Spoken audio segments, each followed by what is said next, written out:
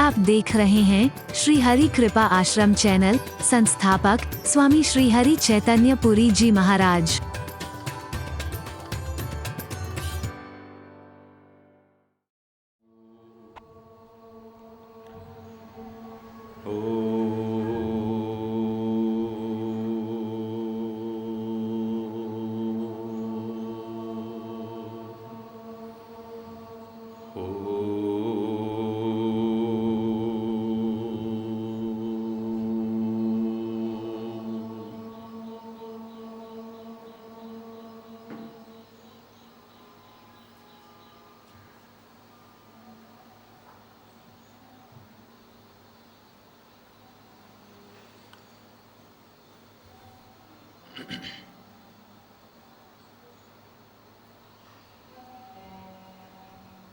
डरते रहो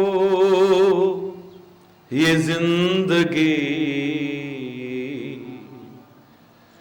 बेकार ना हो जाए।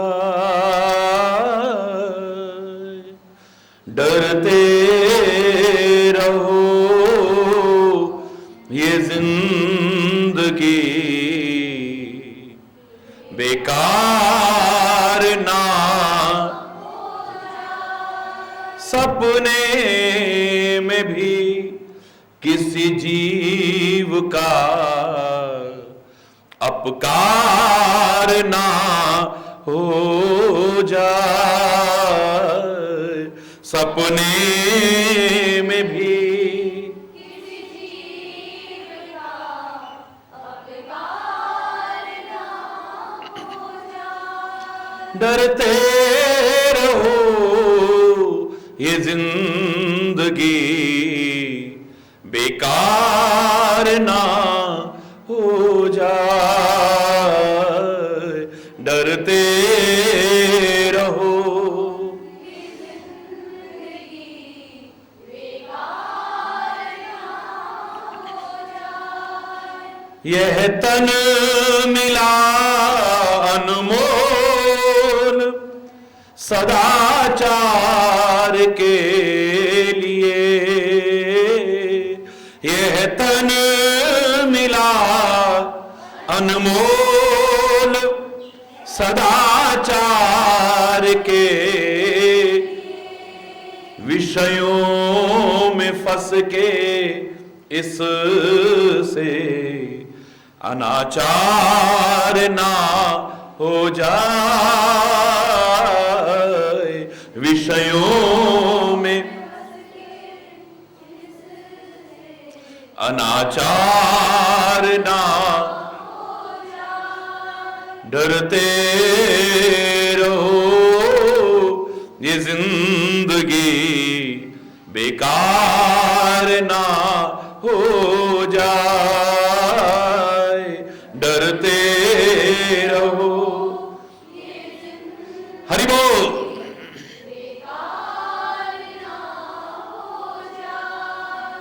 सेवा करो सभी की और सत्कर्म हरि भजन।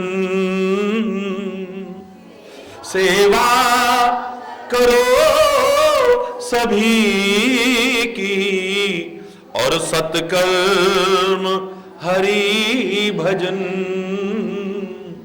इतना करके भी कहीं अहंकार ना हो जाए। इतना करके भी कहीं अहंकार ना हो जाए। डरते रहो ये जिंदगी बेकार ना हो जाए। डरते रहो ये जिंदगी बेकार ना हो जाए। सपने में भी किसी जीव का अपकार ना हो जाए। सपने में भी किसी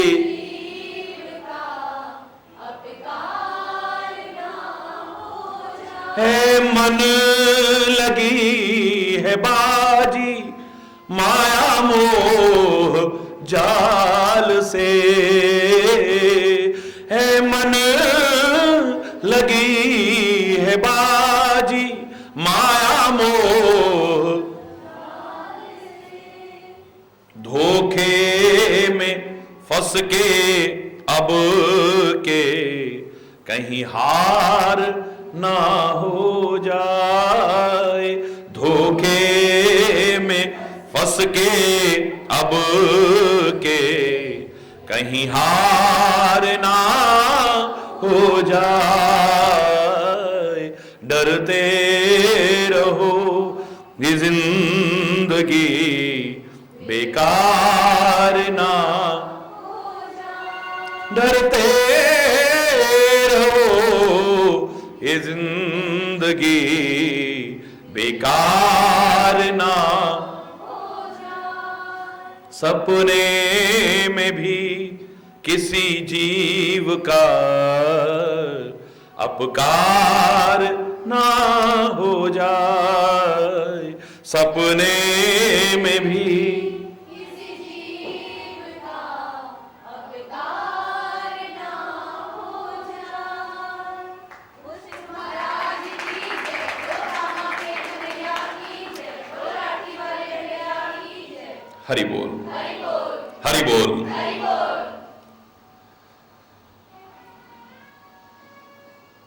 लक्ष्मण गीता का वो दिव्य संदेश ईश्वर की कृपा से अनंत शिक्षाएं देता हुआ हमारे बीच निषाद के विषाद को ही नहीं,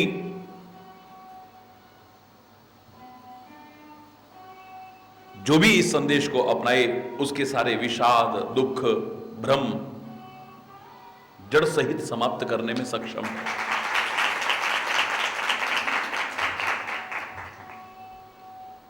हे निषादराज जी, जो कुछ दिख रहा है सत्य जैसा लग रहा है, सत्य नहीं है। ये किसी की सत्ता की वजह से सत्य लग रहा है। अगर वो सत्ता हट जाए वहां से तो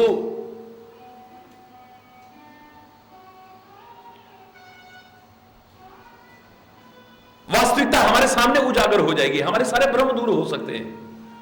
हरि बोल। हरि बोल। जैसे अंधकार की सत्ता से रस्सी भी सर्प लग रही थी और डरा रही थी हमें, यदि अंधकार समाप्त हो जाए, प्रकाश हो जाए, तो वो जो रस्सी में सर्प की अनुभूति हो रही थी वो हमारा भ्रम दूर हो सकता है, हमारा भय समाप्त हो सकता है और वास्तविकता हमारे सामने उजागर हो सकती है।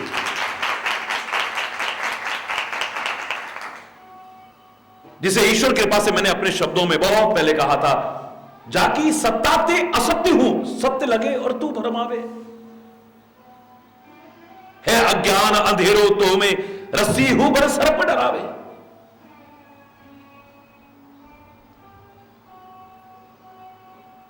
बहुत विस्तार से लिखा है इसके बारे में, और रामचरितमानस तो परमात्मा की स्तुति जहां करता है वहां प्रारंभ ही यही से करता है। यन माया वशवर्ति विश्वम अखिलम ब्रह्मादि देवासुरा यत् सत्वाद मृषैव भाति सकलम रज्जौ यथा अहिर्भ्रम यत् पादप्लवमेकमेव हि भवाम्बोधेस्तिरिषामताम वंदेहम तमशेष कारण परम रामाख्य मीशम हरिम।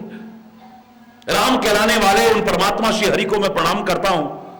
यन माया वशवर्ति विश्वम अखिलम, जिनकी माया के वशीभूत है यह संपूर्ण विश्व, संपूर्ण सृष्टि। यन माया वशवर्ति विश्व अखिलम ब्रह्मादि देवासुरा, ब्रह्मा इत्यादि जितने भी सुर हैं और जितने असुर हैं सब उसके वशीभूत हैं, उसकी माया के वशीभूत हैं। यत् सत्वाद अमृषैव भाति सकलम रज्जौ यथा अहिर्भ्रम, जिसकी सत्ता के कारण, जिस माया की सत्ता के कारण, जिसकी सत्ता के कारण यत् सत्वाद अमृषैव भाति सकलम रज्जौ यथा अहिर्भ्रम, ये सारा असत्य भी सत्य जैसा लग रहा है। मिथ्या भी हमें सत्य भाषित हो रहा है, जो है ही नहीं उसकी अनुभूति हो रही है हमें। वाह,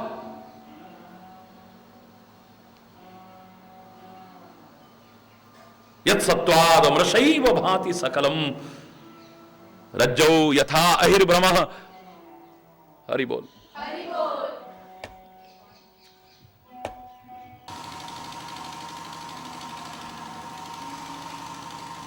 जैसे रस्सी में सर्प की अनुभूति हो रही है, भयभीत करा रही है। यत् सत्वाद मृषैव भाति सकलम रज्जौ यथा अहिर्भ्रमः।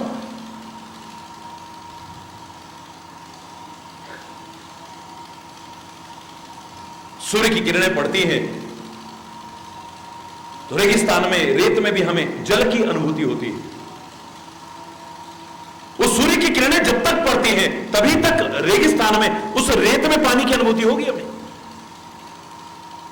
पानी है नहीं, मिथ्या है बिल्कुल, लेकिन हमें सत्य लगता है। हमारी आंखें कहती है सामने पानी है। सड़क में भी आप कई बार चलो तो सूर्य के प्रकाश का प्रभाव कई बार हमें सड़क पर पानी जैसा नजर आता है, पानी होता नहीं। मिथ्या जल, मृग तृष्णा का जल, जिसके लिए कहा कि हिरण उस जल को वास्तविक समझ करके भटकता है और भटकते भटकते भटकते भटकते अपने प्राणों तक से हाथ धो बैठता है।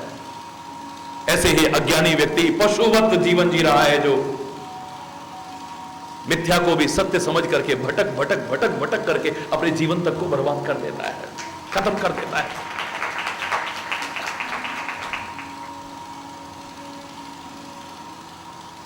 यह सत्वार मृषैव भाति सकलम, मिथ्या है लेकिन सत्य जैसा लग रहा है, असत्य भी सत्य जैसा लग रहा है।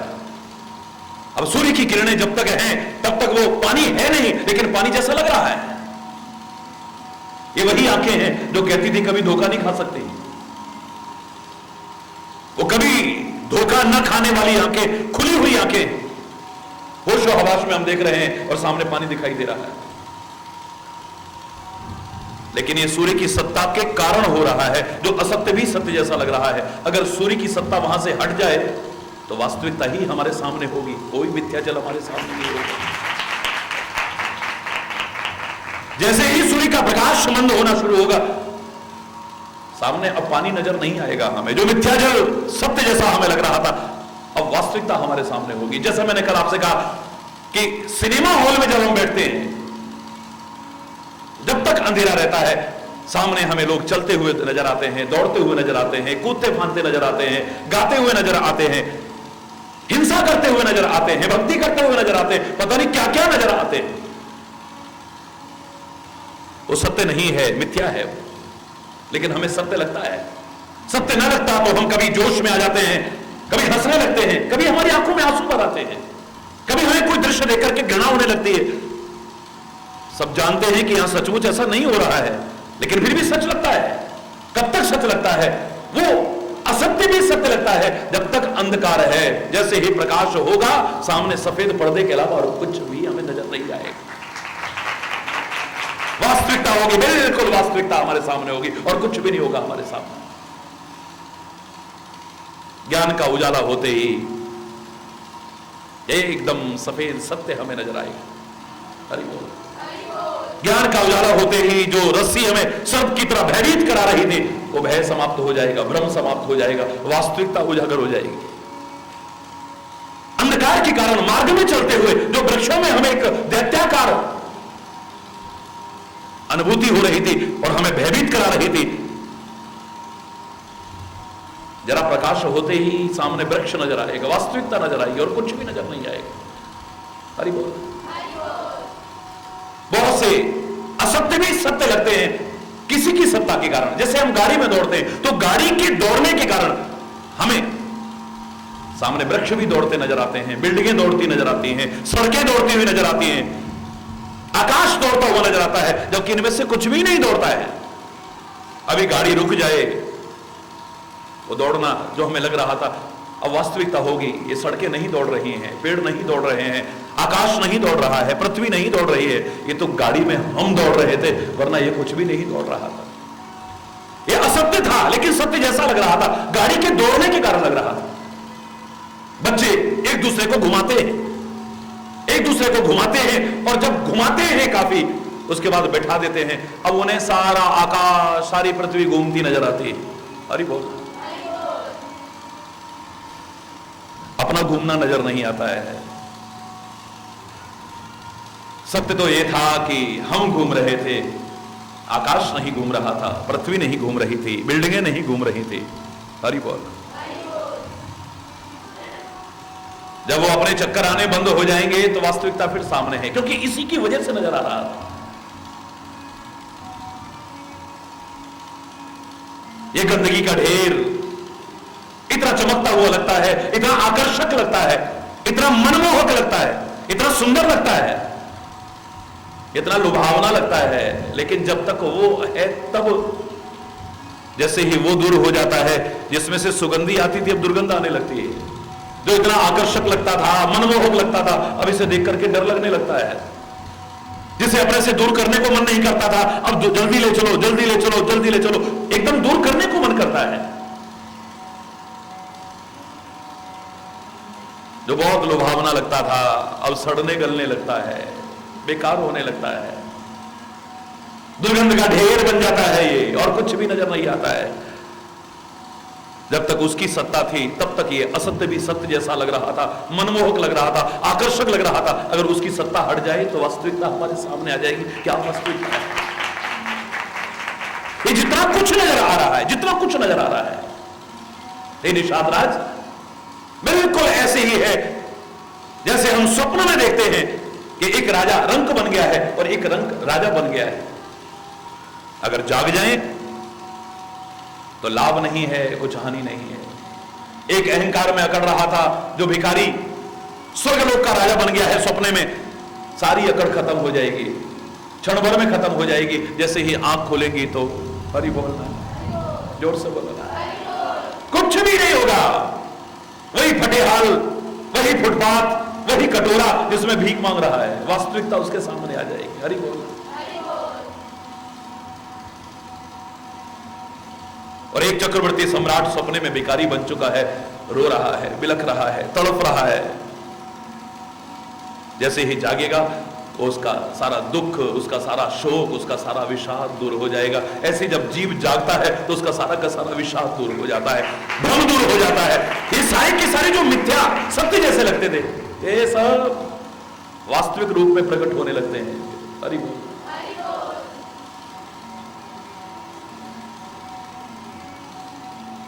नींद में है तब तक ये सत्य लग रहा है, जागेंगे तो। और वास्तव में हे निषाद राज, संसार में कौन ऐसा है जो नहीं सोया है? हरि बोल। खाली इस रात्रि में ही नहीं, जगी हुई हालत में भी अधिकांश लोग सोए हुए नजर आते हैं। जो ये सोचते कि हम जागे हुए हैं, वो भी सोए हुए हैं, वो भी सोए हुए हैं। हरि बोल। फर्क इतना है कि वहां सोते हुए सपने देखते हैं या जागते हुए स्वप्न देख रहे हैं, और कुछ भी नहीं है। खाली इतना फर्क है और कुछ फर्क नहीं है। ये सारा विचार करके बेकार में गुस्सा क्यों कर रहे हो? हरि बोल। ऐसा विचार करके असविचार नहीं कीजिए रोसू। इसका तात्पर्य निषाद राज के मन में गुस्सा आया होगा, क्योंकि ये भी चाहे भीलों का, कोलों का, किरातों का, निषादों का ही राजा है। अयोध्या के बराबर इसके पास सामर्थ्य नहीं है, अयोध्या के प्रति दुर्भावना भी नहीं है, लेकिन ये सारी घटना देख करके इसके मन में आया था, ऐसा कैसे हो सकता है? हम आक्रमण करेंगे, राम हम तुम्हारे साथ हैं, चलो तुम्हारा राज्य तुम्हें वापस दिलवाएंगे। हरि बोल। लगता है ऐसा, लगता है, वरना लक्ष्मण नहीं ना कहते गुस्सा काहे को कर रहे हो? हरि बोल। ये सारा विचार करके क्रोध मत करो। असविचार नहीं कीजिए रोसू, काहू ही वाद देहु जन दोषु। किसी को भी दोष काहे को देते हो? बेकार में, बेकार में काहे को दोष देते हो? हरि बोल रहा है, जोर से बोल रहा है। बेकार में दोष दे रहे हो। कैकेयी ने ऐसा कर दिया है, मंत्रा ने ऐसा कर दिया है, दशरथ ने ऐसा कर दिया है। कोई कुछ नहीं कर सकता है, कोई कुछ नहीं कर सकता है। पहली बात तो सब अपने अपने कर्मों का फल है।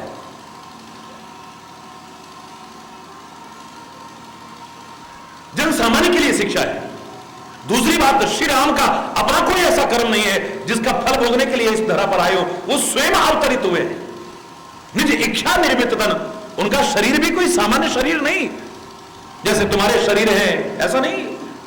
लगता है मानव जैसा ही शरीर है, लेकिन उसके लिए भी कहा है चिदानंद में देह तुम्हारी। हे राम, तुम्हारा तो शरीर भी चिदानंदमय है। जनकपुर में गए हैं तो इसका प्रमाण मिलता है। एक छोटे से बच्चा से लेकर के बड़े तक किसी न किसी बहाने उनको छूना चाहते हैं। किसी न किसी यही मिस सब शिशु प्रेम वस परस मनोहर गात, उनके शरीर को छूना चाहते हैं। कैसे लगते हैं ये, कैसे लगते हैं? हरि बोल। कोई पीछे से पकड़ता है बच्चा, छोटा सा बच्चा। देखो राम, वो सामने जो है ना, वहां पर राजा लोग बैठेंगे, वो धनुष यज्ञशाला में। दूसरा आता है, ए हट, इधर से पकड़ता है, राम जी वो देखो सामने मुनि लोग बैठेंगे, ऋषि लोग बैठेंगे। तीसरा आता है हाथ पकड़ के, नहीं इधर आओ, इधर आओ, मैं बताता हूं आपको, वो देखो सामने स्त्रियां बैठेंगी, फलानी जगह पर राजा जनक बैठेंगे, फलानी जगह पर दर्शक लोग बैठेंगे। कोई इधर से पकड़ता, कोई इधर से पकड़ता, कोई इधर से पकड़ता, छूना चाहते हैं। इसी बहाने छू करके देख रहे हैं। राम के लिए तो मुनिराज कह रहे हैं, लेकिन भगवान कृष्ण तो स्वयं कहते हैं मेरे शरीर को भी ऐसा ही बस समझ लेना। हरि बोलना। ये शरीर भी कोई सामान्य शरीर नहीं, ये कर्मों का फल भोगने वाला शरीर नहीं है। हरि बोलना। जन्म कर्म च मे दिव्यम, भगवान कृष्ण स्वयं कहते हैं मेरा जन्म भी, मेरे कर्म भी और मेरा सब कुछ दिव्य ही दिव्य है। यहां पर दिव्यता के अलावा कुछ है ही नहीं, ये कोई सामान्य नहीं है। कोई अपने कर्मों का फल भोगने के लिए जन्म लेकर के आ गए हों और अपना कष्ट उठा रहे हैं, नहीं नहीं नहीं, बिल्कुल भी नहीं। और बाकी अगर सामान्यतः संसार के बारे में कहें, ये सब तो तुम्हें दिखाई दे रहा है असत्य है, पर सत्य जैसा क्यों लग रहा है? किसी की सत्ता की वजह से सत्य लग रहा है। कहीं पर सीप पड़ी हो और सूर्य की किरणें उस पर पड़ रही हो, चांदी जैसी नजर आती है, चांदी नहीं होती, चांदी जैसी होती नजर आती है। लेकिन कब तक? जब तक सूर्य की सत्ता है। जैसे ही सूर्य अस्ताचल की ओर हमारे आगे से चलेगा, उसका चमकना बंद हो जाएगा, फिर सीप की सीप रह जाती है। हरि बोल। जैसे वो जब तक इसके अंदर है तब तक ये मनमोहक लगता है, लुभावना लगता है, आकर्षक लगता है। उसके बाद में हरि बोलना, जोर से बोलना, ये गंदगी का ढेर अपनी वास्तविकता में हमारे सामने को आ जा। दुर्गंध के अलावा और इसमें कुछ भी नहीं होता है, सड़ने गलने के अलावा फिर इसमें कुछ भी नहीं होता है। हरि बोल।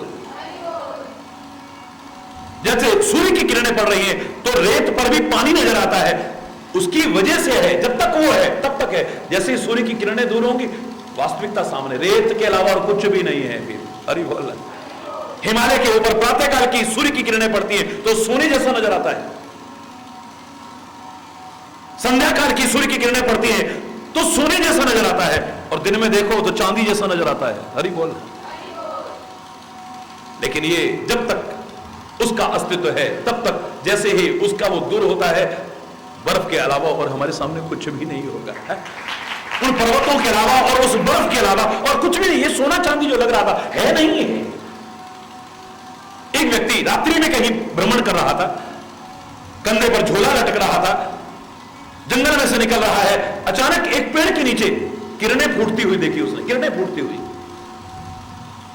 किरणें फूट फूट करके निकल के आ रही है। और सुना था जहां हीरे जवाहरात का खजाना होता है, ऐसी किरणें वहीं से निकलती हैं। इसका तात्पर्य यहां पर हीरे जवाहरात हैं, हीरे जवाहरात हैं। नीचे झुका, दुर्गंध सी आई, लेकिन परवाह नहीं की है। झोला उतारा, झोले में लेकर के उस थैले में सारा का सारा वहां से भरने लगा। घर में लाकर के जैसे ही रोशनी में उसे लौटा, उसे डाला, तो क्या देखता है? गंदगी के अलावा कुछ नहीं। नाक पकड़ करके वापस भागा उसी जगह पर, टॉर्च लेकर के भागा जहां से किरणें फूट फूट करके आ रही थी। अरे ये तो गंदगी गंदगी है। वहां पर इतना प्रकाशमान लग रहा था, आखिर कारण क्या है? जब वापस पहुंचा तो वहां क्या देखता है कि नीचे हीरे पड़े हुए हैं। अब हीरों की जो किरणें थी फूट फूट करके, वो जो ऊपर कूड़ा पड़ा हुआ था उसमें से रह रह करके छन छन करके बाहर आ रही थी। वो कूड़ा भी चमकता जैसा लग रहा था। हरि बोल रहा। वो जो हीरे की किरणें निकल रही थी उसकी वजह से वो कूड़ा भी चमकता हुआ लग रहा था। कूड़ा तो बटोर करके ले आया, लेकिन जिसकी वजह से कूड़ा भी चमकता है उस पर ध्यान ना दिया तो पछतावे के अलावा और कुछ भी हाथ में नहीं आता है। हमें से अधिकांश लोग भी क्या करते हैं, जब तक वो हीरा अंदर है, ये आंखें भी चमकती लगती हैं, चेहरा भी चमकता लगता है, वाणी बड़ा सुंदर बोलती है, कान अच्छे सुनते हैं, नासिका सूंघती है। हरि बोलना। ये कूड़े का ढेर भी चमकता सा लगता है, किरणें फूट फूट करके निकल रही है, फूट फूट करके निकल रही है। हम इस गंदगी को तो बटोर लेते हैं, लेकिन जिसकी वजह से ये गंदगी भी आकर्षक लग रही थी, ये लुभावनी लग रही थी, चमकती हुई लग रही थी, उस पर ध्यान न दिया तो पश्चाताप के अलावा फिर हमारे हाथ में कुछ नहीं आता है। पछता करके वापिस भागता है। फिर हरि बोलना। ये किसी की सत्ता की वजह से हो रहा है। जैसे सपने में है असत्य भी सत्य लग रहा है और आदमी प्रभावित हो रहा है। कोई हमारी गर्दन काट देता है सपने में, हम रो रहे हैं, बिलख रहे हैं, लेकिन रोना बिलखना तब तक है जब तक सपना है। जैसे ही सपना दूर होगा चेहरे पर प्रसन्नता और मुस्कुराहट के अलावा कुछ नहीं। अरे ये तो खाली मिथ्या भ्रम था, ये तो खाली मिथ्या भ्रम था, ये तो खाली सपना था। अरे हम तो ठीक है, बिल्कुल हम तो बिल्कुल ठीक है। वास्तविकता हमारे सामने हो। हरि बोल। जितना मन में दूसरों के प्रति दुर्भावनाएं आती हैं ये सब मिथ्या आ रही है। ज्ञानी को नहीं आती हैं, भक्त को नहीं आती हैं, विचारशील को नहीं आती हैं। इसलिए कहा कि विचार करके इस क्रोध को छोड़ो। असविचार नहीं कीजिए रोसु, ऐसा विचार करके इस क्रोध का परित्याग करो। इस संसार में जो सुख और दुख हमें प्रभावित कर रहे हैं ये विचारहीन जीवन के कारण है, विवेकहीन जीवन के कारण है। जब हम विचार अपने जीवन में ले आते हैं तो मैं दावे से कह रहा हूं कि हर घटना में हमें आनंद के अलावा और कुछ नजर ही नहीं आता है। आनंद ही आनंद होता है। जिन घटनाओं में तुम दुखी होते हो, एक विचारशील दुखी नहीं होता है, एक ज्ञानी दुखी नहीं होता है, उसमें भी मस्त रहता है। तुम्हारे सिर में दर्द होती है, तुम हाहाकार मचा देते हो। रामकृष्ण परमहंस के गले में कैंसर था, फिर भी मुस्कुराता देखा गया। हरि बोल। जोर से बोला। जगत गुरु आदि शंकराचार्य को भगंदर रोग था, लेकिन मुस्कुराता हुआ नजर आता था। हरि बोल। जोर से बोला। तुम्हारा घर छिन जाए, परमात्मा न करे मां बाप छिन जाए, कैसा लगता होगा। लेकिन मेरे कन्हैया को देखो, लौकिक रूप में अगर देखे तो कारागार में पैदा हुए हैं और पैदा होते ही मां बाप से भी जुड़ गए हैं। हरि बोलना। नंद यशोदा के पास पहुंचे हैं तो वहां भी चैन नहीं है। कभी पूतना मारने आती है, कभी कोई राक्षस मारने आता है, कभी कोई राक्षस मारने आता है, वहां भी चैन नहीं है। नंदगांव में आ गए हैं तो वहां भी कोई चैन से नहीं बैठे हैं। कामा की भूमि में आकर के गौचारण करते हैं, यहां पर लीलाएं करते हैं, तो यहां पर भी कभी कोई राक्षस मारने आ जाता है, कभी कोई राक्षस मारने आ जाता है। कभी अगासुर आ जाता है तो कभी बकासुर आ जाता है, कभी व्योमासुर आ जाता है तो कभी फलाना राक्षस आ जाता है। हरि बोल रहा है। कभी देवताओं का राजा इंद्र परीक्षा लेने के लिए आ जाता है तो कभी ब्रह्मा आकर के परीक्षा लेता है। और क्या क्या नहीं होता है, क्या क्या नहीं होता है। लेकिन कन्हैया की मुस्कुराहट कितनों के मन को खींच लेती है, चित्त को आकर्षित कर लेती है। देखो फिर हर हाल में मुस्कुराता है, कमाल है, हर हाल में मुस्कुराता है। हरि बोलना। क्योंकि उन्हें मालूम है वास्तविकता क्या है। आप जहां भी हैं अगर विचार नहीं है तो आप सुखी नहीं हो सकते हैं। विचार अगर नहीं है, विवेक नहीं है, ज्ञान अगर नहीं है, सच्चा ज्ञान, वास्तविक सुख और आनंद के हकदार नहीं बन पाएंगे। गुरुवाणी में कितने प्यारे शब्दों में कहा है, ये कोई आवश्यक नहीं है कि आप गृहस्थ में हैं या गृहस्थ छोड़ दिया है या जंगल में रहते हैं या कुटिया में रहते हैं या महल में रहते, कहां रहते हो इसका महत्व नहीं है, पर किस प्रकार विचार पूर्वक रहते हो इसका महत्व है। तुम किस कुल में पैदा हुए हो इसका इतना महत्व नहीं है। तुम कैसे लोगों के बीच रहते हो इसका इतना महत्व नहीं है। तुम कैसे परिवार में पैदा हुए हो, साधन संपन्न या अभावग्रस्त, इसका इतना महत्व नहीं है, पर तुम कैसा जीवन जीते हो इसका महत्व जरूर है। इसका महत्व जरूर है। हरि बोल।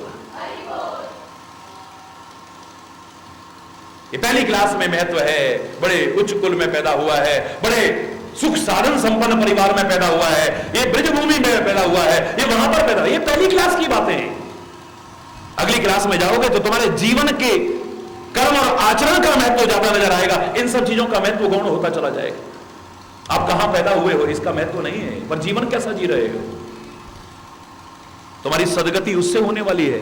हरि बोलना, जोर से बोलो ना है? मुक्ति के क्या यत्न करें, ब्रज धूल पड़ेगी मुक्ति ही भी मुक्त हो जाएगी।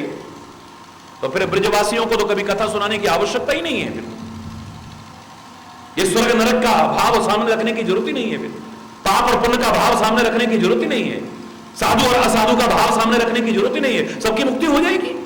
हरि बोल रहा। ब्रजराज का अपना महत्व है, ब्रजराज का अपना महत्व है, ब्रजभूमि का अपना महत्व है,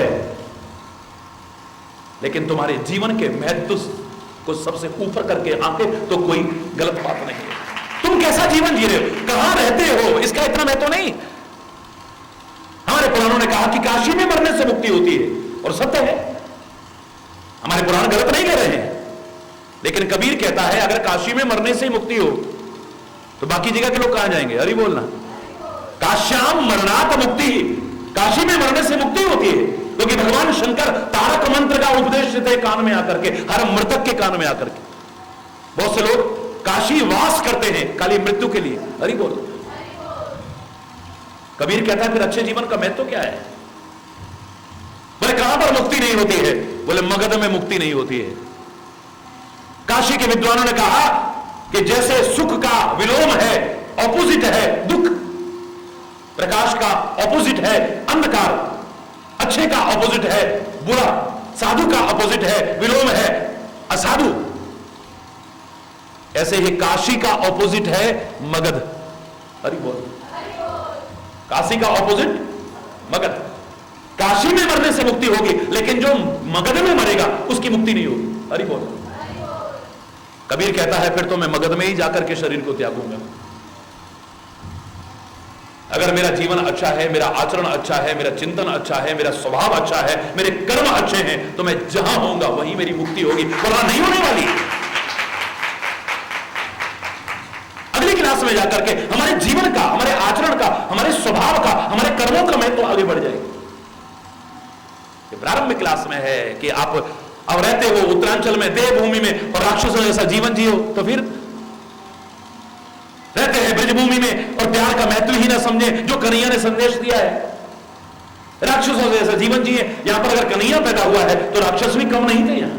हरि बोलना। और आज भी ढूंढोगे तो मेरे शायद, हरि बोलना, जोर से बोलो ना। रामायण में परिभाषा ये नहीं दी है कि राक्षस किसको कहते हैं, जिसके लंबे लंबे सींग हो, भारी भरकम शरीर हो, काला भूषण शरीर हो, और ऐसा हो और वैसा नहीं। मां नहीं मात, पिता नहीं देवा, साधुन सन करवा वही सेवा, जिनके ये आचरण भवानी, जानहु ते निशिचर सब प्राणी। जो माता पिता की आज्ञा का पालन नहीं करते हैं, अपने गुरुजनों की आज्ञा का पालन नहीं करते हैं, उनके बताए अच्छे रास्ते पर, बुरे नहीं रास्ते पर नहीं चलते हैं, जो देवताओं को नहीं मानते, परमात्मा को नहीं मानते, वेद पुराणों को नहीं मानते, और को नहीं, उनकी नहीं मानते। हरि बोलना। को और की में there is lots and lots of difference. हम को मानते हैं, की नहीं मानते। एक मात्रा के कारण ही सारे लाभ से वंचित हैं। एक मात्रा के माता पिता को मानते हैं, उनकी नहीं मानते हैं। संतों को, गुरुओं को मानते हैं, उनकी नहीं मानते हैं। महापुरुषों को मानते हैं, उनकी नहीं मानते हैं। परमात्मा को मानते हैं, परमात्मा की नहीं मानते हैं। रामायण, गीता, कुरान, भागवत, पुराण ग्रंथ, गुरु ग्रंथ, साहित्य, इन सब को मानते हैं। इनकी मान ली होती तो जीवन ही कुछ और होता है। ये क्या सिखाना चाहते हैं, कहां हमारे जीवन को ले जाना चाहते हैं, इस पर निगाह ही नहीं है।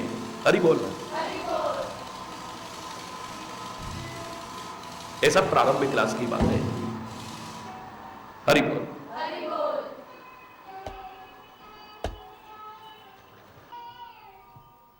किस कुल में उत्पन्न हुए इसका महत्व नहीं, अविचार पूर्वक जीवन जीते हैं नहीं इसका महत्व है,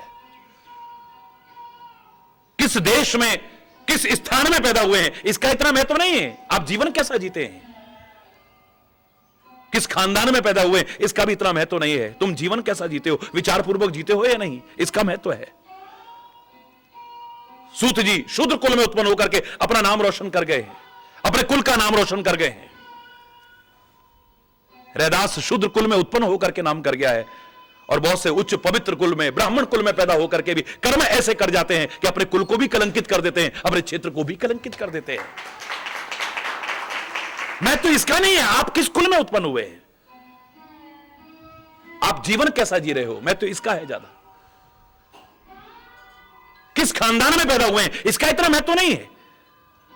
विभीषण तो राक्षस कुल में पैदा हुआ है, राक्षस कुल में पैदा, और भारत जैसी पवित्र धरा पर नहीं, राक्षसों की नगरी, अत्याचारियों की नगरी, आतताइयों की नगरी, गंदा जीवन जीने वालों की नगरी लंका में रहता है। हरि बोलना, लेकिन विचार पूर्वक वहां भी ऐसा जीवन जीता है कि आज तक उसकी प्रशंसा के अलावा और कुछ भी नहीं है। हिरण्यकश्यप का बेटा वो प्रहलाद राक्षस कुल में पैदा हुआ है। हरि बोलना, जोर से बोलना, और जोर से बोलना, और जोर से बोलना।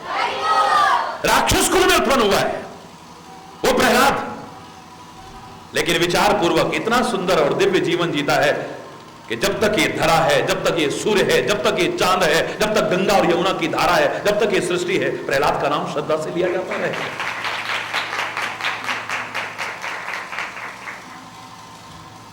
मैं तो इसका नहीं है कि आप कहां पर पैदा हुए हैं, कैसे लोगों में, विचार पूर्वक। तो गुरुवाणी में बड़े प्यारे शब्द कहे, ना सुख विच गृहस्थ दे, ना सुख छट गए। आप सोचो कि गृहस्थ में ही सुख है तो ये मूर्खतापूर्ण चिंतन होगा। अगर गृहस्थ में ही सुख है तो सारे गृहस्थी सुखी क्यों नहीं है?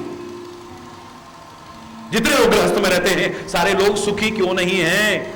वो दुखी क्यों हैं, अतृप्त क्यों हैं, अशांत क्यों हैं, भटक क्यों रहे हैं? फिर ना सुख विच गृहस्थ दे, हरि बोल, ना सुख छट गया। और जिन्होंने वैराग्य ले लिया है, घर बार छोड़ दिया है, तुम सोचो कि वो सारे सुखी हो? कोई सवाल ही नहीं। घर बार छोड़ करके तीर्थ पर आकर के रहते हैं, लेकिन तीर्थ की मर्यादाओं का पालन नहीं करते हैं, और जीवन ऐसा जीते हैं उन्हें देख करके शर्म आती है, धिक्कारने को मन करता है। लड़ते हैं, झगड़ते हैं, लालच करते हैं, दुनिया भर के विकारों को अपने जीवन में प्रवेश दिलाते हैं, तो ऐसा छोड़ने का भी क्या फायदा रहा फिर? हरि बोलना।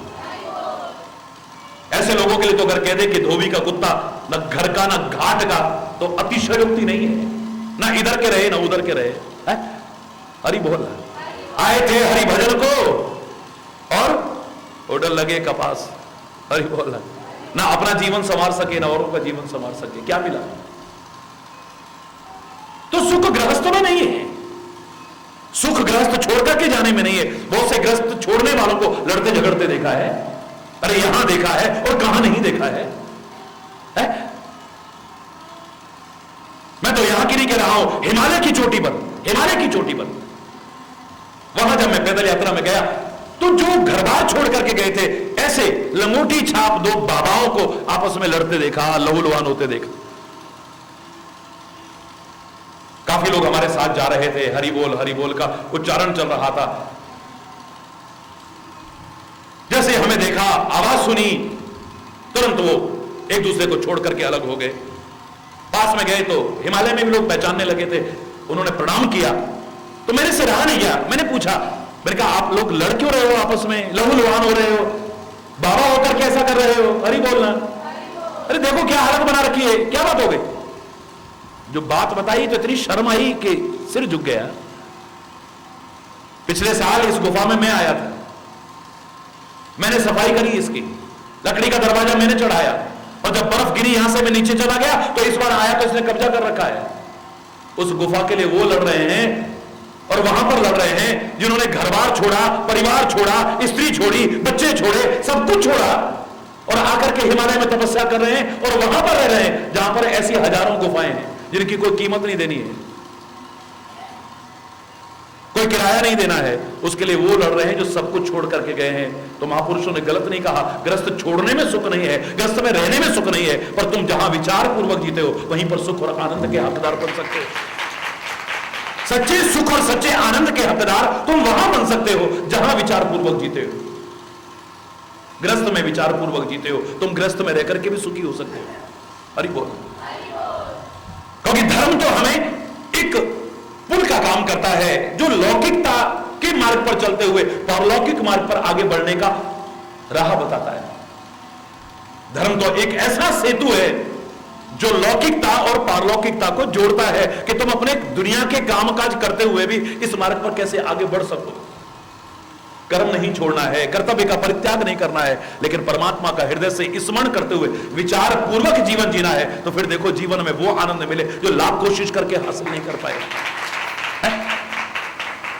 लाख कोशिश करके जो हासिल नहीं कर पाए उसको प्राप्त करने के अधिकारी हम बन सकते हैं, असंभव नहीं। लेकिन संभव तभी होगा जब विचार पूर्वक जीवन जिएंगे। तो एक विचार ही तो सारे विकारों को दूर करा सकता है, एक विचार ही तो सच्चे सुख और आनंद का भागीदार बना सकता है, एक विचार ही तो हमारी कुप्रवृत्तियों को उनसे दूर करा सकता है। आज लाखों लोग अपने जीवन को संवार रहे हैं तो महाराज जी की महिमा नहीं, हमारे वेदों की, हमारे शास्त्रों की, हमारे ग्रंथों की, हमारे महर्षियों की वो जो चिंतन का प्रवाह बहा है, वो विचार जब सामने रखता हूं और लोग उसे अपनाते हैं तो उनके जीवन का उद्धार होता है, अपने जीवन को संवारते हैं और औरों के जीवन के संवारने लायक बन जाते हैं। उस विचार को जब अपनाते हैं तब आज व्यावसायिकता के दौर में हर व्यक्ति गुजर रहा है। तो किसी ने पूछा, एक व्यवसायी ने पूछा, बोले महाराज जी मुझे गुस्सा बहुत आता है, इस गुस्से को कैसे दूर करूं मैं? मैंने कहा सच्चा बिजनेसमैन बन जा, गुस्सा दूर हो जाएगा। हरि बोल, जोर से बोल रहे। क्या बात कर रहे हो महाराज जी? आप कह रहे हो, आप कह रहे हो कि व्यवसायी बन जाओ, सच्चे व्यवसायी बन जाओ तो तुम्हारा गुस्सा दूर हो जाएगा। मैंने कहा गुस्सा ही नहीं, हर विकार दूर हो जाएगा। एक व्यक्ति बोला, बोले महाराज जी मैं शराब बहुत पीता हूं, छोड़ना भी चाहता हूं लेकिन छूट नहीं रही है, करते क्या हो? मैं व्यवसायी हूं। मैंने कहा सच्चा व्यवसायी बन जा, शराब छूट जाएगी। हरि बोल रहा है। हमारे घर में बड़ा कला कलेश होता है महाराज जी, बड़ा लड़ाई झगड़ा होता है, ये कैसे दूर हो जाए? मैंने कहा सच्चे व्यवसायी बन जाओ। आज की व्यवसायिकता के दौर में हरि चैतन्य व्यवसायिकता से कोसों तो क्या बिल्कुल दूर है। ये तो खाली प्यार का ही दीवाना था, प्यार का दीवाना है और आगे भी प्यार का ही दीवाना रहेगा है? लेकिन आज जब व्यवसायिकता का दौर चला है, संत तथा कथित संत भी व्यवसायी बनकर के रह गए हैं। हमारे वेदों की प्राचीन परंपरा, वो योग, वो आयुर्वेद, वो गदा प्रवचन, ये सब एक व्यवसाय बनकर के रह गए। हरि बोल रहा, जोर से बोल रहा। ऐसे में मैं कह रहा हूं अगर तुम व्यवसायी भी हो तो सच्चे व्यवसायी बनो ना, समझदार व्यवसायी बनो, ये सारे विकारों को दूर कर बैठोगे। कैसे महाराज जी? मैंने कहा कोई भी व्यवसायी, समझदार व्यवसायी उस काम में हाथ डालेगा जिसमें पता लग जाए कि इसमें नुकसान होने वाला है। सच बोलो, बोलो, जोर से बोलो। कोई भी समझदार व्यवसायी, कुशल व्यवसायी, योग्य व्यवसायी, सच्चा व्यवसायी, सच्चा बिजनेसमैन उस व्यवसाय में हाथ डालेगा जिसमें घाटे का सौदा होने वाला हो, ये पता लग जाए। पता लगने के बाद भी क्या उसमें हाथ डालेगा? बोलो ना, नहीं डालेगा। एक बार विचार कर लो ना, ये जो क्रोध करते हैं इसमें हमारा लाभ हो रहा है या हानि हो रही है? थोड़ा व्यवसायी बनो ना जरा, अच्छे व्यवसायी बनो ना जरा, समझदार व्यवसायी बनो ना, जो नफे का सौदा करता है, घाटे के सौदा नहीं करता है। अगर विचार करोगे तो इस क्रोध से नुकसान के अलावा और कुछ भी हाथ में आने वाला नहीं है, तो फिर आप क्यों करते हो? मैं तुम्हें समझदार व्यवसायी कैसे मानूं? बताइए, बोलिए। जरा सा विचार करें, क्या मिला? अपना स्वभाव खराब, हरि बोलना, अपनी याददाश्त खराब क्योंकि कंप्यूटर खराब हो गया, अपने संबंधों की मधुरता खराब, हरि बोलना, जोर से बोलो ना, शरीर का स्वास्थ्य खराब, हरि बोलना, अपनी इज्जत खराब, हरि बोलना। है कोई फायदे का सौदा? शराब तू पीता है तो बताना मेरे को इसमें फायदा क्या है, जरा बताना जरा। अरे वो अपने आप को अच्छे व्यवसायी समझने वाले, जरा मुझे बता तो, और पक्के बिजनेसमैन बनने वाले, जरा बता तो इसमें फायदा कौन सा है, जरा बताना। अपना शरीर खराब किया तूने, अपना पैसा खराब किया, अपनी इज्जत बर्बाद की, अपने घर की शांति बर्बाद की, अपना सब कुछ बर्बाद करने के अलावा तूने हासिल क्या किया है? जिस दिन विचार कर लेगा कि इसमें नुकसान के अलावा कुछ नहीं है, एक क्षण लगेगा विकार दूर हो जाएगा। बोलिए, मैं जो रात दिन कड़ा कलेश करता हूं, रात दिन अशांति करता हूं, झगड़ा करता हूं, फसाद करता हूं, इसमें लाभ क्या मिल रहा है? मुझे क्या लाभ मिल रहा है? हानि के अलावा मेरे हाथ में क्या आ रहा है? जब विचार करोगे तो ये विचार तुम्हारे सामने आएगा, और जब ये विचार आएगा तो कोई भी विकार दूर होने में एक क्षण भी नहीं लगाएगा। अगर अच्छे व्यवसायी बनते हो तो घाटे का सौदा फिर क्यों करते हो? अरे बोलना, जोर से बोलना। ऐसा विचार करके गुस्सा मत करो। अस विचार नहीं कीजिए रोषु, काहू ही बाद देहु जन दोषु। किसी को दोष क्यों देना है? किसी को दोष क्यों देना है? किसी को दोष देने की आवश्यकता नहीं। कैकेयी ने ऐसा करा दिया है, मंत्रा ने ऐसा कर दिया है, दशरथ ने ऐसा कर दिया है, उसने ऐसा कर दिया है। नहीं निषाद राज, विचार करो, इस गुस्से का परित्याग करो। कोई कुछ नहीं कर सकता है, सब अपने अपने कर्मों का फल है। फर्क इतना है कि एक हंस के भोग लेता है, एक रो के भोग लेता है, इसके अलावा और कुछ नहीं है। एक विचार पूर्वक भोगता है, मुस्कुराते हुए भोगता है, और एक रोते चिल्लाते अशांत होकर के भोगता है। फर्क इतना है बस।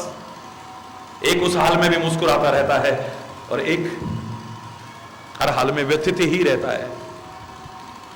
जहां विचार नहीं है वहीं गड़बड़ है।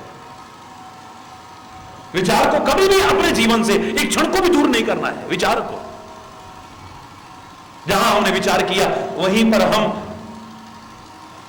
शर्मिंदगी के हकदार बन जाते हैं, ग्लानि के हकदार बन जाते हैं, उपहास के हकदार बन जाते हैं।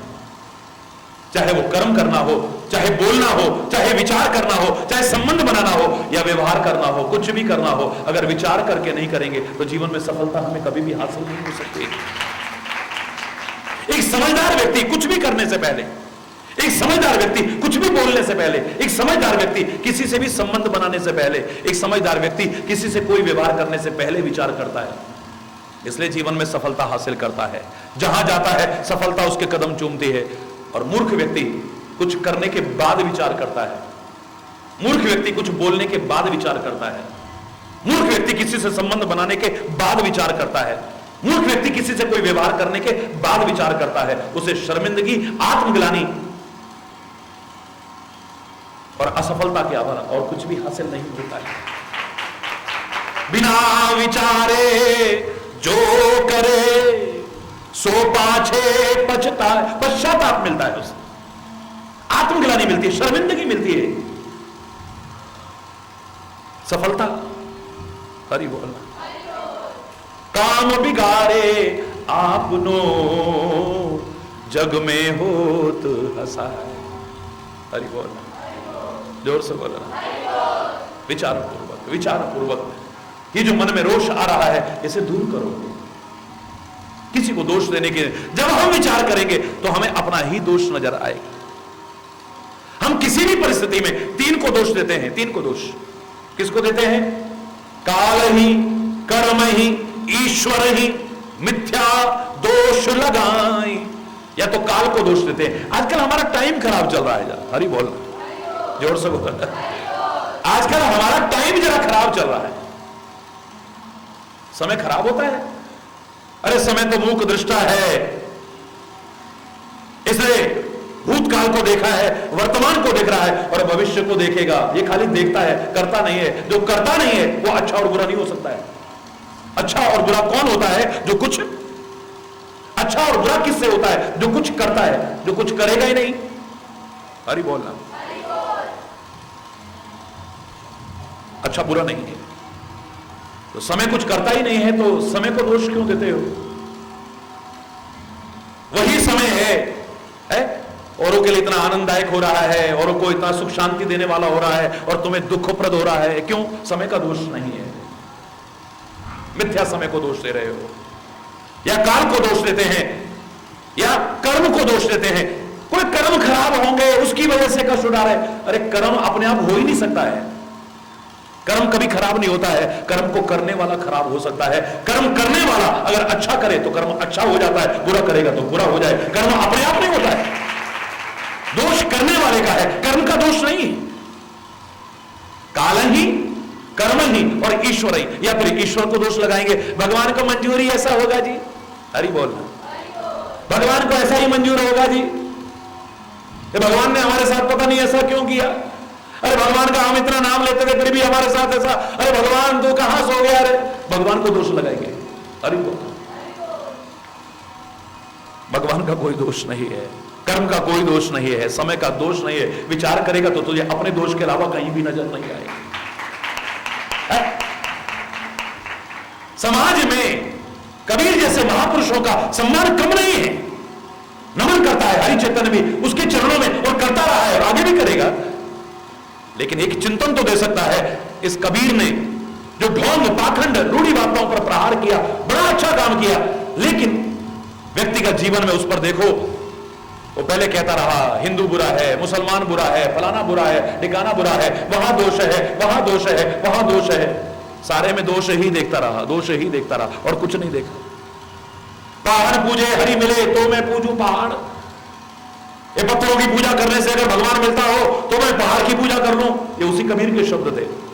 हिंदू को पूजा करते देखा तो ऐसा कह दिया, मुसलमान को नमाज अदा करते देखा, अजान करते देखा, काकर पाथर जोड़ के मस्जिद रही चिनाए, ताचड़ मुल्ला बांग दे, क्या बहरा हुआ खुदाई? किसी के हाथ में माला देखी, माला फेरत जुग गया, गया ना मन का फेर, अरे कर का मन का धार के अब मन का फेर। अरे बड़ी अच्छी बात है, बड़ी अच्छी बात है, लेकिन तेरे को दोष के अलावा कोई नजर नहीं आ रहा कहीं से कुछ भी। इस संसार में अच्छाइयां भी हैं, बुराइयां भी हैं, तेरे को अच्छाई कहीं पर भी नजर नहीं आ रही है।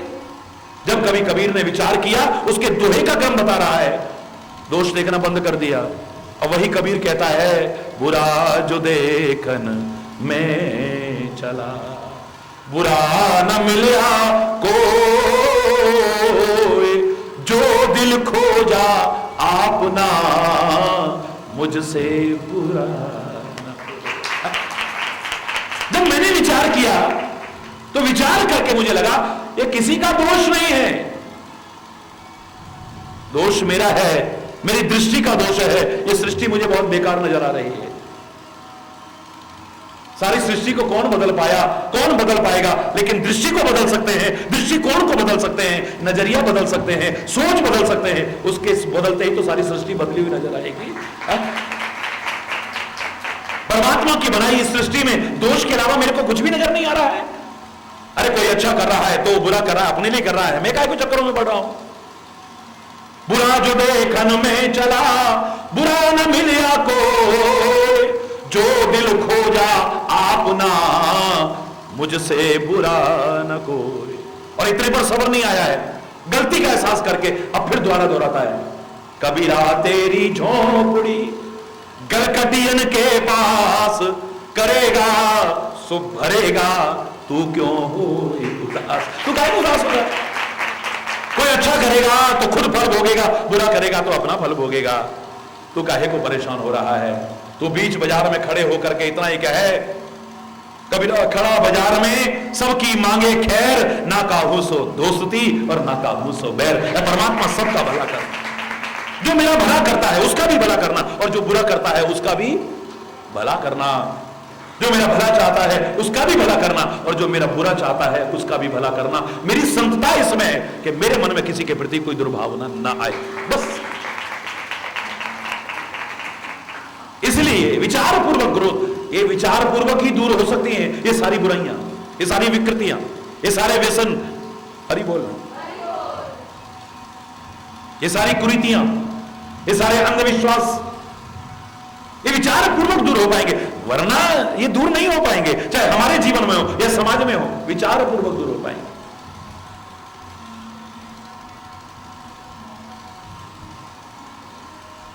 लक्ष्मण गीता का ये दिव्य संदेश कहता है, बिना विचारे कुछ मत करो, बिना विचारे कुछ मत करो, बिना विचारे कुछ मत बोलो, बिना विचारे किसी से संबंध मत बना, वरना अरे यार ऐसे लोगों से क्या हमारा संबंध बन गया, जब से संबंध हम तो दुखी हो गए हो। हरि बोल। बिना विचारे किससे कोई व्यवहार करोगे, बाद में शर्मिंदगी का सामना, आपको सॉरी सॉरी सॉरी सॉरी इसके अलावा कुछ होगा ही नहीं आपके पास। शर्मिंदा हो गए, अरे देख वैसे तो बड़ा समझदार बनता है और वैसे देखो। हरि बोल। बिना विचारे कुछ नहीं करना चाहिए, कोई कदम नहीं। हरि बोल। इसलिए हे निषाद राज, अगर तुम अपने विषाद को दूर करना चाहते हो, और खाली निषाद राज आप नहीं, सारे संसार के लोग अपने विषाद को दूर करना चाहते हैं, तो विचार को जीवन में महत्व दो। जैसे ही विचार प्रवेश करेगा, ये सारे विकार दूर हो जाएंगे, विकृतियां दूर हो जाएंगी। विचार पूर्वक इस रोष को दूर करो और दूसरों को दोष मत दो।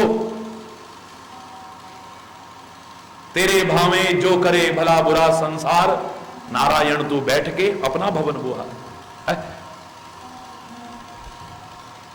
भला कर रहा है तो कोई बुरा कर रहा है तो तू अपने घर की सफाई कर, बस अपने अंतर की सफाई कर, बस अपने विकारों को, बुराइयों को, दोषों को दूर कर, तेरा जीवन संवर जाएगा, तेरा जीवन उठ जाएगा।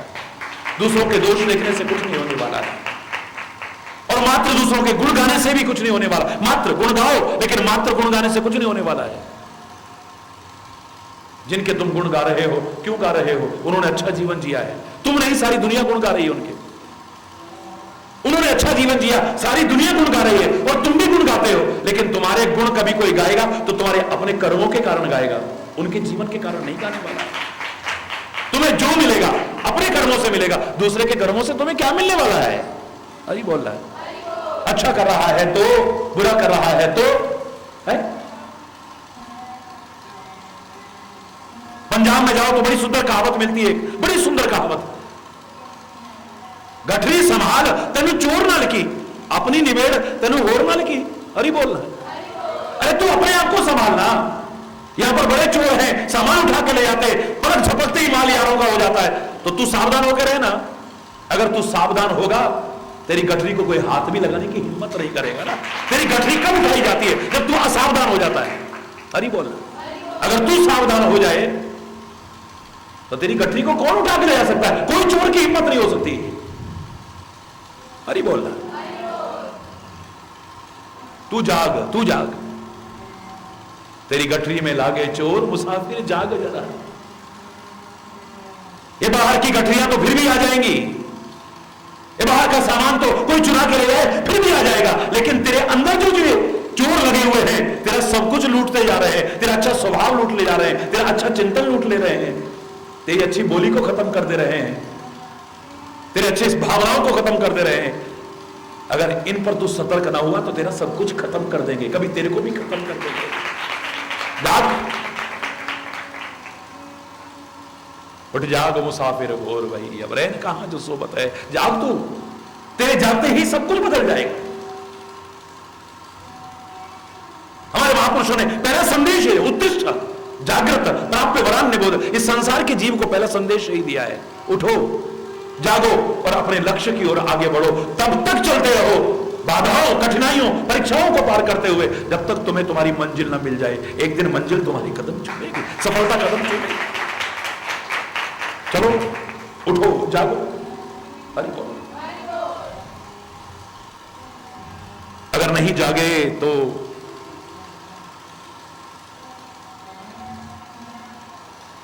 अभागे ही बने रहेंगे। वो भजन कितना प्यारा था, बेला अमृत भया आलसी सो रहा बन अभागा, साथी सारे जगे तू न जागा। आलसी सो रहा बन अभागा, साथी सारे जगे तू न जागा। बेला झोलियां भर रहे भाग्य वाले,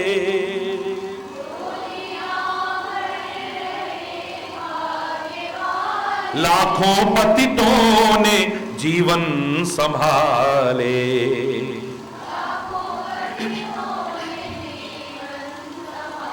रंक राजा बने, भक्ति रस में सने, कष्ट भागा साथी बेला अमृत आलसी सो रहा बन, साथी सारे जगे तू न जागा, उसकी कृपा से नर्तन ये पाया,